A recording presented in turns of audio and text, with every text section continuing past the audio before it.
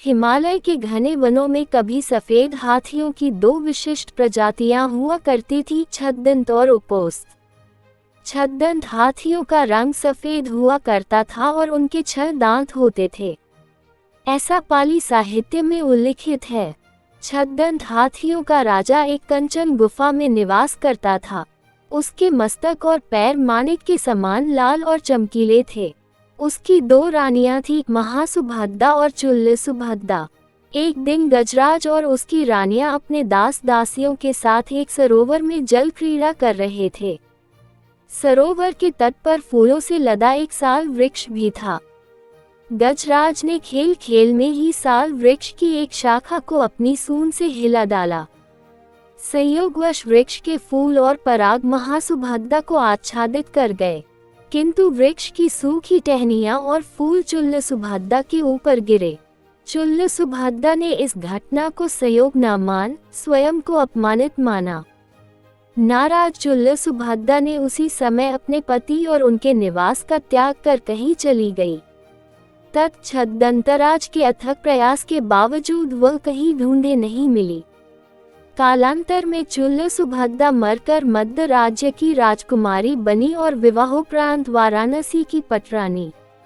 किंतु छद्दंतराज के प्रति उसका विषाद और रोष इतना प्रबल था कि पुनर्जन्म के बाद भी वह प्रतिशोध की आग में जलती रही।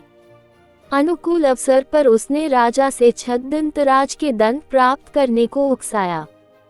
फलत राजा ने उक्त उद्देश्य से कुशल निषादों की एक टोली बनवाई, जिसका नेता सोनुत्तर को बनाया। 7 वर्ष 7 महीने और 7 दिनों के पश्चात सोनुत्तर छद्दंतराज के निवास स्थान पर पहुंचा। उसने वहां एक गड्ढा खोदा और उसे लकड़ी और पत्तों से ढक दिया।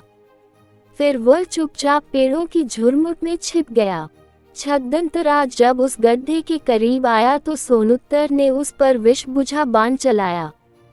बाण से घायल छद्दंत ने जब झुरमुट में छिपे सोनुत्तर को हाथ में धनुष लिए देखा तो वह उसे मारने के लिए दौड़ा, किंतु सोनुत्तर ने सन्यासियों का गेरुआ वस्त्र पहना हुआ था, जिसके कारण गजराज ने निषाद को जीवन दान दिया।